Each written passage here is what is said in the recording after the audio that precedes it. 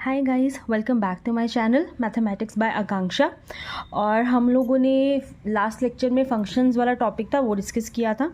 उससे पहले हम लोग रिलेशंस और सेट्स ये कंप्लीट कर चुके हैं और ये हमारा जो टॉपिक्स है ये अंडर सेट थ्योरी हम लोग कवर कर रहे हैं, जो कि हमारी टोपोलॉजी सीरीज़ का चैप्टर 1 है।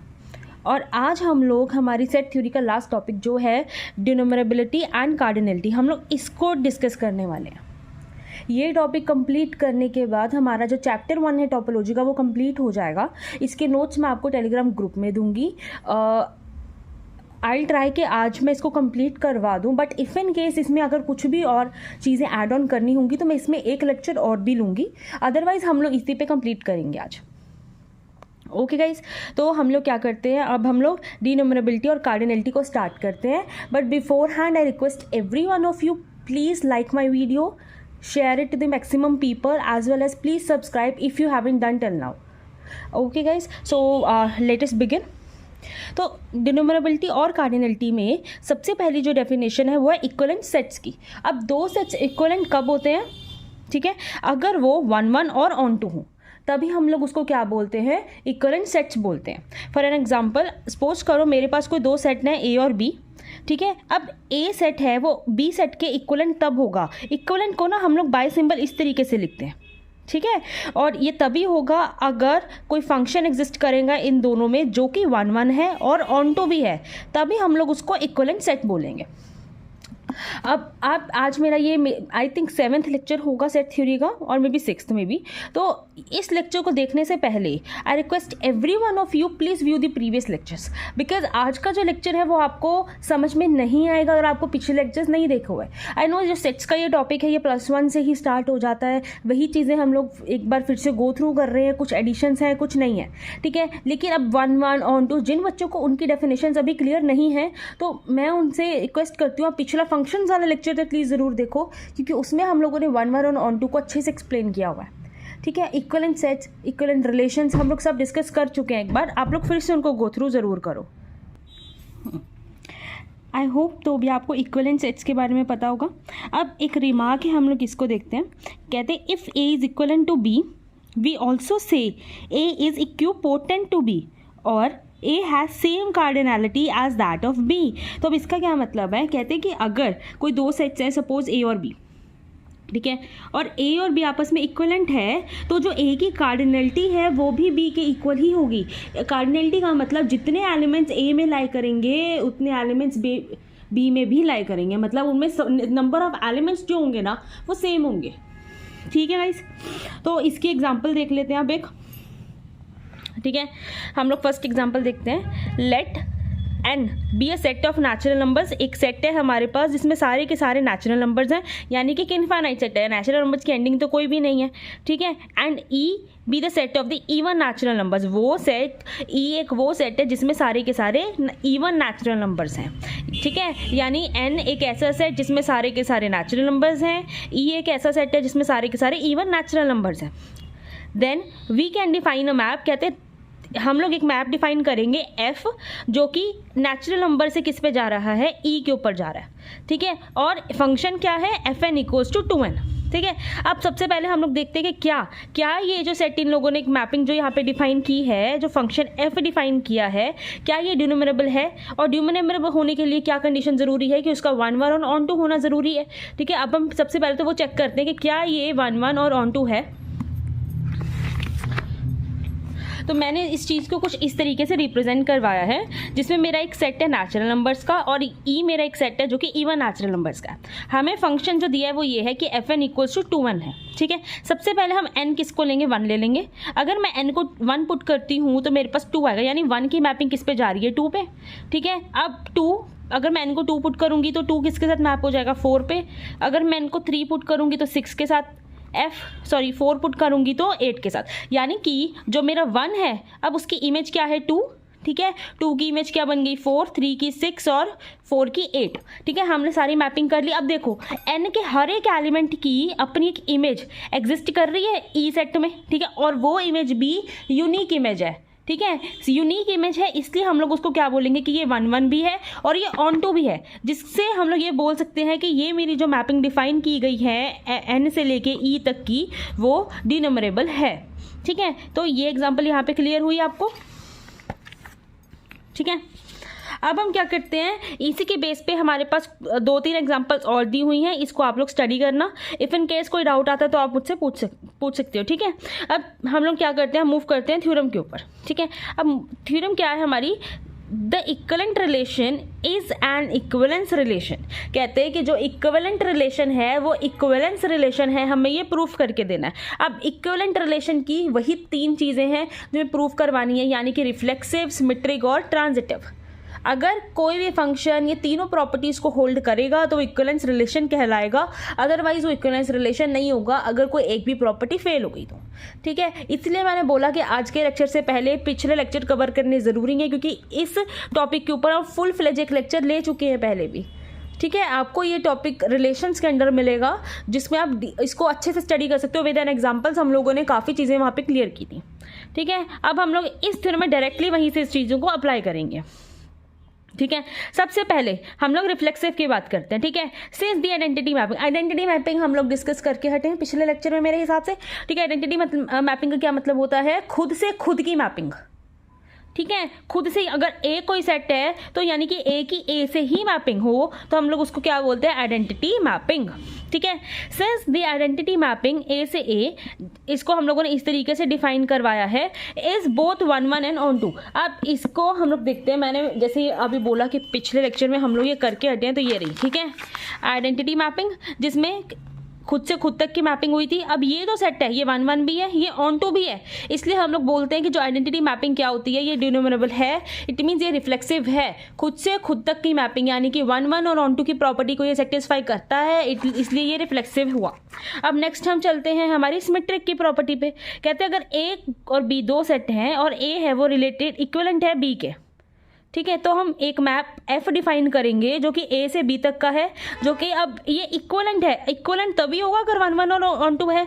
अगर इक्विवेलेंट दिया हुआ है इट मीन्स ये 1 1 भी है, ऑन टू भी है। ठीक है, इट मीन्स अगर कोई मैप एफ है वो ऑन टू है और 1 1 भी है ना, तो उसी मैप का इन्वर्स अगर हम लोग करते हैं तो वो भी ऑन टू और 1 1 होगा। ठीक है, इट मीन्स अगर ए इक्विवेलेंट है बी के तो बी भी इक्विवेलेंट होगा ए के। ठीक है, इसलिए हम लोग क्या बोलेंगे कि ये सिमेट्री की प्रॉपर्टी को भी सेटिस्फाई करता है। ठीक है, अब थर्ड प्रॉपर्टी हमारी कौन सी है, ट्रांजिटिव की। कहते हैं अगर कोई 3 सेट है हमारे पास, ए बी और सी। ठीक है, अगर ए है वो बी से रिलेटेड है, यानी कि ए है वो इक्विवेलेंट है बी के, बी इक्विवेलेंट है सी के, तो जाहिर सी बात है कि जो ए है वो भी इक्विवेलेंट होगा सी के। ठीक है, तो इसलिए हम लोग ये बोलेंगे कि ये ट्रांजिटिव भी है। इसको इस तरीके से डिफाइन किया कि अगर ए इक्विवेलेंट है बी के तो हम लोग क्या करेंगे, एक मैप एफ डिफाइन करेंगे जिसमें ए है वो बी को रिलेट कर रहा है। अगर बी इक्विवेलेंट है सी के तो हम लोगों ने कोई जी ले लिया, एक मैप जो कि बी रिलेट कर रहा है सी से, और ये दोनों एफ और जी क्या होंगे, 1 1 और ऑन टू है, क्योंकि इक्विवेलेंट है। ठीक है, अब अगर हम लोग एच कोई मैप ले लें जो किसको डिफाइन कर रहा है, गॉफ को, यानी हम लोग लेफ्ट टू राइट गए यानी एफ से जी, हम लोग गॉफ फॉग सब कुछ डिस्कस कर चुके हैं पिछले लेक्चर में। ये देखो कंपोजिट फंक्शंस बोलते हैं हम इसको। ठीक है, इसीलिए बोल रही हूँ पिछले लेक्चर ज़रूर देखो। ठीक है, तभी ये चीज़ें क्लियर होंगी। और with the help of graph हम लोग ये दिखा सकते हैं कि जो ए है वो रिलेटेड है किसके, सी के, और अगर ए है वो सी के रिलेटेड है तो 1 1 और ऑन टू है, इट मीन्स ए क्या है, इक्विवेलेंट है सी के। तो यानी कि ट्रांजिटिविटी की प्रॉपर्टी होल्ड हो गई। इट मीन्स ये रिफ्लेक्सिव भी है, सिमेट्रिक भी है, ट्रांजिटिव भी है। तो ये क्या है, मतलब ये इक्विवेलेंस रिलेशन को फॉर्म करता है। दस equivalent relation is an equivalence relation. यही तो हमें प्रूव करवा के दिखाना था यहाँ पे। तो अब हम लोग क्या करते हैं, नेक्स्ट टॉपिक पे मूव करते हैं जो कि है फाइनाइट एंड इनफाइनाइट सेट्स। ठीक है, अब हमें इसकी डेफिनेशन देखनी है। अब फाइनाइट सेट और इनफाइनाइट सेट डिस्कस करते हैं। A set A is set to be finite if and only if either A equals to 5, यानी कि कोई सेट ए है हमारे पास, वो सेट ए फाइनाइट तब होगा अगर या तो वो एम्प्टी हो, वो 5 हो, उसमें कोई भी एलिमेंट एग्जिस्ट ना करता हो। ठीक है, और there exist a positive integer n such that A is equivalent to this set. कहते हैं कि पहला कंडीशन फाइनाइट होने के लिए या तो वो एम्प्टी है, दूसरी कंडीशन या तो उस ए सेट में पॉजिटिव एन एलिमेंट्स एग्जिस्ट करते हैं। पॉजिटिव एन मतलब सारे के सारे पॉजिटिव इंटीजर्स प्लस एक एंडिंग डिफाइंड हो उसकी, यानी कोई n कहीं पे जाके वो रुके, ठीक है, तभी हम लोग उसको फाइनाइट बोलेंगे, और अदरवाइज वो क्या हो जाएगा, इनफाइनाइट हो जाएगा। ठीक है guys, if a set A is related to this set, यानी कि फाइनाइट पॉजिटिव इंटीजर्स का कोई सेट है, then we say that A is a finite set having n elements. Okay guys, in case of finite sets, two sets are equivalent if and only if they have the same number of elements। कहते हैं अगर हम लोग कोई दो finite sets की बात करें और वो दो finite sets equivalent तभी होंगे अगर उनमें same number of elements होंगे। Okay, if B is infinite and B is a subset of A, ठीक है, देन A इज इनफाइनाइट। कहते हैं कि अगर B कोई इनफाइनाइट सेट है मेरे पास, ठीक है, और B है वो सबसेट है किसका, एक A सेट का, तो डेफिनेटली अगर कोई सबसेट ही इनफाइनाइट आ रहा है तो जिस फैमिली को वो बिलोंग करेगा वो फैमिली भी तो इनफाइनाइट ही होगी एक तरीके से। तो इट मीन्स अगर B कोई एक एलिमेंट है जो कि इनफाइनाइट है और B सबसेट है A का, तो डेफिनेटली जो A है वो क्या होगा, इनफाइनाइट होगा। ओके गाइज, तो ये थी हमारी फाइनाइट और इनफाइनाइट सेट की डेफिनेशन। अब हम लोग नेक्स्ट डेफिनेशन पे मूव करते हैं। सबसे पहली है डिनोमिनेबल सेट और इनोमिनेबल सेट। हम लोग डिनोमिनेबल सेट और इनोमिनेबल सेट दोनों सेम है, ठीक है। अभी सबसे पहले इसकी एंड इनफाइनाइट सेट है। अब यहाँ पे एक सबसे पहली कंडीशन आ गई है कि अगर कोई भी आप सेट ले रहे हो ना, मैंने तो यहाँ पे जैसे यहाँ पे बुक में तो ए दिया हुआ है, ठीक है, तो अगर कोई सेट ले रहे हैं तो सबसे पहले तो उस सेट को इनफाइनाइट होना पड़ेगा। ये चीज़ माइंड में रखना, फाइनाइट सेट की बात नहीं हो रही है डिनोमिनेबल में। एक सेट अगर वो इनफाइनाइट है, ठीक है, is set to be denumerable और enumerable set if and only if that set is equivalent to set of natural numbers. कहते हैं डिनोमिनेबल तभी होगा कि अगर कोई सेट ए मेरे पास एग्जिस्ट करेगा जो कि इनफाइनाइट है और वो सेट इक्वलेंट है किसके, नेचुरल नंबर्स के सेट के साथ, तभी हम लोग उसको क्या बोलेंगे कि वो एक डिनोमिनेबल सेट है। ओके गाइस, सेकंड डेफिनेशन है काउंटेबल सेट। क्या होता है, a set A is set to be countable if A is other finite और डिनोमिनेबल सेट। कहते हैं एक सेट, कोई भी सेट हम लोग ले लो, ए ले लिया यहाँ पे तो बुक में जैसे, तो वो सेट काउंटेबल तभी होगा अगर उसमें फाइनाइट नंबर ऑफ एलिमेंट्स होंगे, ठीक है, या वो सेट क्या होगा, डिनोमिनेबल होगा। यानी कि इनफाइनाइट है पर सेकंड कंडीशन सेटिस्फाई करने वाला होना चाहिए कि नेचुरल नंबर्स के साथ इक्वलेंट हो, ठीक है, तभी हम लोग उसको काउंटेबल सेट बोलेंगे।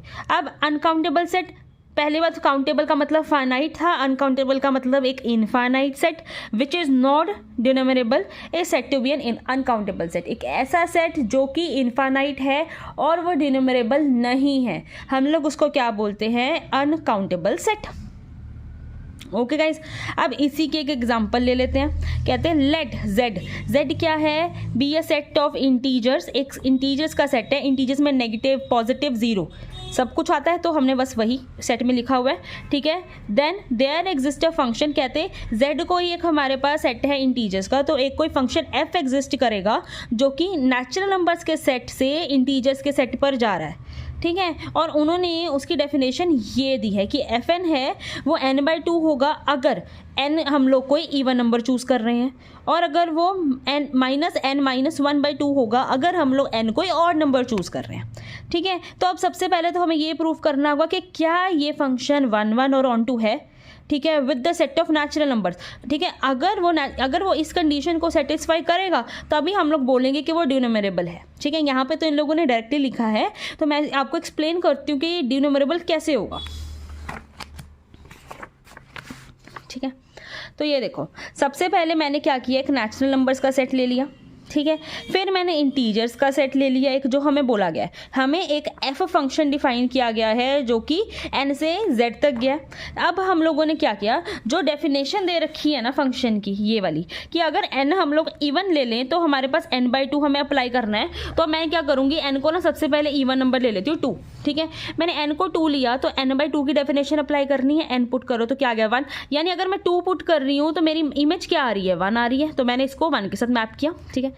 अब n ले लो आप 1, यानी कि कॉर्ड नंबर ले लो, ठीक है। अब यहाँ पे 1 पुट करो तो इसको सॉल्व किया तो मेरे पास क्या आ गया, -1, मतलब अगर मैं नेचुरल नंबर्स n में 1 ले रही हूँ तो इसकी इमेज क्या आ रही है, -1 आ रही है। सिमिलरली अगर मैं इसी फैशन में इसको कंटिन्यू करूँ तो अगर मैं इवन नंबर लूँगी, सपोज करो मैंने ले लिया 3 लूँगी, तो मेरे पास रिजल्ट कहाँ पे आ जाएगा, एक 3 क्या है, एक ऑड नंबर है, तो it will give -2 as an answer, तो 3 की इमेज क्या आएगी, -2। इस तरीके से मैंने सारी इमेजेस को मैप करके रखा है यहाँ पे, ठीक है। अब अगर आप देखो तो हर एक एलिमेंट की अपनी एक इमेज एग्जिस्ट करती है, और वो इमेज भी एक यूनिक इमेज है, ठीक है। इसलिए हम लोग क्या बोलेंगे कि ये एक 1 1 भी है और एक ये ऑन टू भी है। अब अगर ये 1 1 है, ऑन टू है, प्लस ये हमारी इस कंडीशन को भी सेटिस्फाई कर रहा है डिनोमिनेबिलिटी की, ठीक है, तो ये क्या हो गया, एक डिनोमिनेबल हो गया। z मतलब सेट ऑफ इंटीजर्स वो क्या है, एक डिनोमिनेबल सेट हो गया हमारे पास। ओके गाइस, आई होप आप लोगों को ये एग्जांपल क्लियर होगी। अब नेक्स्ट यहाँ पे ना एक रिमार्क है, ठीक है। अब सबसे पहले हम लोग इस रिमार्क को देख लेते हैं, ठीक है। A set A is denumerable if it is an infinite set, यही कंडीशन कि इनफाइनाइट सेट होना चाहिए, and its element can be arranged in the form of an infinite sequence with distinct elements. तो ये क्या बोल रहे हैं, कहते हैं कि जो डिनोमिनेबल सेट होता है ना, एक तो वो इनफाइनाइट होना चाहिए, ठीक है, सबसे पहली कंडीशन है, और उसके सारे एलिमेंट्स को ना आप एक इनफाइनाइट सीक्वेंस में लिख सको, और कोई भी एलिमेंट है ना वो रिपीट नहीं होना चाहिए, मतलब हर एक एलिमेंट एक ही बार आएगा उस सीक्वेंस में, हम लोग बार बार सेम एलिमेंट को नहीं लिख सकते, डिस्टिंक्ट एलिमेंट्स होने चाहिए। That is each element of A is assigned a fix position, हर एक एलिमेंट की अपनी एक फिक्स पोजीशन होनी चाहिए, उसको आप कहीं और पे भी अरेंज नहीं करवा सकते। तब हम लोग क्या बोलेंगे कि ये डिनोमिनेबल होगा। इनफैक्ट आप ये बोल सकते हो कि अलग कंडीशन है ये डिनोमिनेबिलिटी की, ये कंडीशन है और ये दूसरी है, मतलब अलग से डेफिनेशन हो गई डिनोमिनेबिलिटी की, ठीक है। अब हम क्या करेंगे, हम लोग इसी डेफिनेशन पे बेस्ड ये एक थ्योरम प्रूव करके देंगे, ठीक है। अब इस थ्योरम में क्या बोला गया है, the set of all rational numbers is denumerable, हमें ये प्रूव करके देना है, बहुत ईजी है, कुछ नहीं है इसमें, ठीक है। तो हम सबसे पहले देखिए, firstly will take positive rational numbers only and write them all in the order of magnitude, that is all number whose denominator is 1, then all fractions with denominator 2, then all fractions with denominator 3 and so on as shown below by the arrow। अब हम लोग क्या करेंगे, इसको prove करवाने के लिए सबसे पहले ना हम लोग सिर्फ पॉजिटिव रैशनल नंबर्स को उठाएंगे, ठीक है। पॉजिटिव नेचुरल नंबर्स को आप अरेंज करो, सबसे पहले लिखो आप वो एलिमेंट्स जिनका डिनोमिनेटर 1 है, फिर जिनका डिनोमिनेटर 2 है, जिनका डिनोमिनेटर 3 है, then with denominator 4 5 6 7 8 and so on. हमने क्या किया, हमने एक प्रॉपर उनको एक अरेंज कर लिया, एक अच्छे पैटर्न में लिख लिया ताकि वो इजीली समझ में आ जाए, ठीक है। अब हम क्या करेंगे, हम ना एक एक करके इन पे एरोज लगाना स्टार्ट करेंगे। जैसे सबसे पहले क्या करेंगे, हम 1 से 2 पे गए, 2 by 1 इज ऑब्वियसली 1, राइट, सो 1 से 2 पे गए, फिर हम लोग आएंगे 1 by 2 पे, 1 by 3, then 2 by 2, then 3 by 1 4, 3 by 2, 2 by 3, 1 by 4, 1 by 5, 2 by 4, 3 by 3, इस तरीके से करके एक प्रॉपर चेन हम लोग बनाएंगे। Here arrow follows the addition of numerator and denominator in each fraction as 2 3 4। कहते हैं कि जो ये एरोज हम लोगों ने यहाँ पे डिफाइन किए हैं, ये मेजरली क्या दिखा रहे हैं, ये न्यूमरेटर और डिनोमिनेटर की एडिशंस दिखा रहे हैं। अगर अब मैं इसको एक पूरे के पूरे सीक्वेंस में लिखना चाहूँ तो ये कुछ इस तरीके का सीक्वेंस बनेगा जो यहाँ पे है, जैसे कि 1 by 1, फिर नेक्स्ट एलिमेंट कौन सा आ रहा है, 2 by 1, देन 1 by 2, ठीक है, 1 by 2 के बाद क्या आ रहा है, 1 by 3 आ रहा है, देन 2 by 2। अब हम लोग इसको नहीं लिखेंगे, क्यों नहीं लिखेंगे, क्योंकि 2 by 2 क्या होता है, 1 नहीं हुआ ना, 2 विल कैंसिल विद 2, तो 1 ही बचा, तो 1 तो हम लोग ऑलरेडी फर्स्ट पोजीशन पे लिख चुके हैं, फिक्स्ड पोजीशन, ओके। तो 2 by 2 को हम लोग रिपीट नहीं करेंगे यहाँ पे। देन विल गो टू 3 से हम लोग कहाँ पे आए थे, 4 पे आए थे, then will go to 3 by 2, then 2 by 3, then 1 by 4 and so on. मतलब हम लोग ये क्या है, एक इनफाइनाइट सेट है, पहली कंडीशन डिनोमिनेबिलिटी की, इनफाइनाइट सेट है, प्लस हम लोग उसके सारे के सारे एलिमेंट्स को एक इनफाइनाइट सीक्वेंस में लिख पा रहे हैं, और सारे के सारे एलिमेंट्स क्या है, डिस्टिंक्ट है, कोई भी रिपीटेड नहीं है, ठीक है। हम लोग इसको हर एक एलिमेंट को एक फिक्स पोजीशन दे पा रहे हैं। इट मीन्स डिनोमिनेबिलिटी की कंडीशन को क्या करता है, ये सेटिस्फाई करता है, ठीक है। क्लियरली हम लोग ये बोल सकते हैं कि एक डिनोमिनेबल है, ठीक है। तो अब नेक्स्ट क्या है हमारे पास, the set of rational numbers can be written as an infinite sequence with distinct elements, hence rational numbers का जो सेट है वो क्या है, डिनोमिनेबल है। सिमिलरली आप नेगेटिव रैशनल नंबर्स को भी दिखा सकते हो, जैसे हम लोगों ने यहाँ पे पॉजिटिव डिफाइन किए हैं, आप सबके आगे एक नेगेटिव नेगेटिव नेगेटिव लगाओ और उसका एक सीक्वेंस बना दो, जिससे हम लोग ये बोल सकते हैं कि पॉजिटिव हो या नेगेटिव हो, सारे के सारे एलिमेंट्स को हम लोग एक प्रॉपर सीक्वेंस में लिख सकते हैं, कि इनफाइनाइट सीक्वेंस में लिख सकते हैं, with all the elements fixed position पर होंगे और सबके सब डिस्टिंक्ट होंगे, ठीक है। तो हम लोग बोलेंगे कि जो क्यू है वो क्या है, डिनोमिनेबल है। आई होप आप लोगों को ये जो थ्योरम है वो क्लियर होगी कि सारे के सारे जो रैशनल नंबर्स हैं वो एक डिनोमिनेबल सेट फॉर्म करते हैं।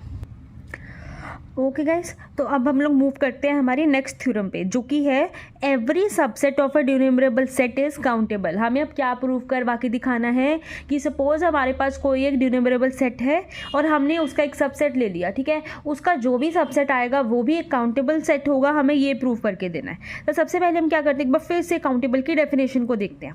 तो काउंटेबल की डेफिनेशन क्या बोलती है, set A said to be countable if A is either finite और डिनोमिनेबल सेट। कहते हैं एक सेट तभी काउंटेबल होगा अगर वो या तो फाइनाइट हो जाए या वो डिनोमिनेबल हो जाए, ठीक है। अब डिनोमिनेबल क्या होता है वो आपको पता है, ठीक है। अब हम लोग क्या करते हैं, इसका प्रूफ देखते हैं, ठीक है।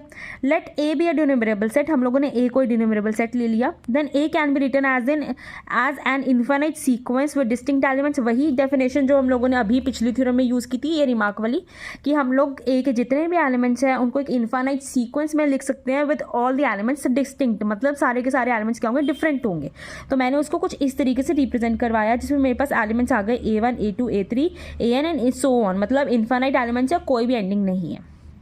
अब हम क्या करेंगे, let B be a subset of A. हम लोगों ने एक सेट ले लिया बी जो कि या तो ए के इक्वल है या ए से छोटा है, बट ए का ही पार्ट है, ठीक है। कहते हैं अगर ये बी है वो 5 हो जाए, मतलब सपोज करो ये जो बी सेट हम लोगों ने ए में से लिया है वो खाली है, उसमें कोई भी एलिमेंट प्रेजेंट नहीं है, इट मीन्स वो क्या हो गया, एक फाइनाइट सेट। फाइनाइट सेट की डेफिनेशन हमने अभी यहाँ पे चेक की थी कि कोई भी सेट फाइनाइट तभी होगा अगर वो या तो 5 हो जाए, ठीक है, या तो उसमें कोई n number of positive integers lie करते हो, ठीक है। तो अब यहाँ पे अगर मेरा सपोज करो ये सेट 5 है, खाली है, तो ये एक फाइनाइट सेट है, और अगर ये फाइनाइट सेट है तो ये काउंटेबल है as per the definition of countable sets, कि वो सेट को या तो फाइनाइट होना पड़ेगा या डिनोमिनेबल होना पड़ेगा। तो इट मीन्स यहाँ पे तो ये चीज़ होल्ड हो गई। अब हम क्या करेंगे, इसको उल्टा लेके चलेंगे, हम बोलेंगे नहीं, जो मेरा बी है वो एम्प्टी नहीं है, ठीक है, उसमें कुछ ना कुछ तो एग्जिस्ट करता है, and if b is not equals to 5 let k1 be the least positive integers। कहते हैं सपोज करो k1 है वो एक लीस्ट पॉजिटिव इंटीजर है, ठीक है। अब सारे के सारे एलिमेंट्स हम लोगों ने एक ही फॉर्म में लिए हैं, तो हम लोग क्या करेंगे, a k1 हम लोग एक वो एलिमेंट ले लेंगे जो कि b को बिलोंग करता होगा। हमने अभी लिया कि जो b है वो एम्प्टी नहीं है, तो इट मीन्स कोई ना कोई एक एलिमेंट तो पक्का पॉजिटिव होगा जिसमें एग्जिस्ट करता होगा, तो हम लोगों ने इसको ले लिया वो एलिमेंट को, ठीक है। अब सेट को हम लोग इस तरीके से रिप्रेजेंट करेंगे, ठीक है, a k1, ठीक है। अब कहते हैं एक और सेट ले लो b1, ठीक है, जो कि किसके इक्वल है, बी सेट के ही इक्वल है। अगर b1 एम्प्टी हो जाए, अगर b1 भी एम्प्टी हो जाए तो डेफिनेटली वो भी एक फाइनाइट सेट हो गया, तो अगर वो फाइनाइट हो जाए तो वो काउंटेबल हो जाएगा। अभी तक तो कुछ नहीं हुआ है, अभी तक सिर्फ फाइनाइट सेट और काउंटेबल सेट की डेफिनेशन ही लगी हैं और कुछ भी नहीं है, ठीक है। तो सबसे पहले हम लोगों ने बी सेट लिया था, ठीक है, जो कि हम लोगों ने एम्प्टी दिखाया। सिमिलरली b1 एक और सेट लिया जो कि b के इक्वल था, हम लोगों ने उसको प्रूफ करवाया, ठीक है। अब नेक्स्ट मूव करते हैं, हम लोग क्या करेंगे ना, प्रॉपर चेन बनाते जाएंगे, ठीक है। इसी तरीके से हम लोग एक और एलिमेंट ले लेंगे, ठीक है। आप सपोज करो कि अगर b1 भी एम्प्टी नहीं है तो k2 फिर से कोई एक लीस्ट पॉजिटिव इंटीजर होगा जो कि b1 को बिलोंग करता होगा, ठीक है। तो हम लोगों ने उसको इस तरीके से ले लिया, ठीक है। अब क्या करो, b2 एक और एलिमेंट ले लो, अभी हम b1 की बात कर रहे थे, b2 की ले लो, ठीक है। अब जो नेक्स्ट एलिमेंट है k2 हम लोगों ने लिया है वो पिछले एलिमेंट से बड़ा होगा, डन, ठीक है। तो अगर b2 भी एम्प्टी हो जाए तो वो भी फाइनाइट और काउंटेबल हो गया। अब ले लो कि जो b2 है वो भी एम्प्टी नहीं है, ठीक है, अगर वो एम्प्टी नहीं है तो कोई और एलिमेंट आ जाएगा जो b3 होगा, फिर b4, फिर b5, सो ऑन चलता जाएगा, ठीक है। हम m-1 तक ले लेते हैं, ठीक है। हमने m-1 लिया तो उसकी चेन इस तरीके की बनेगी जिसमें जो सारे एलिमेंट्स हैं वो कुछ इस तरीके में आएंगे, ठीक है। और जो सबसे लीस्ट एलिमेंट है वो k1 होगा, एंड सो ऑन, ये चेन चलती जाएगी, ठीक है।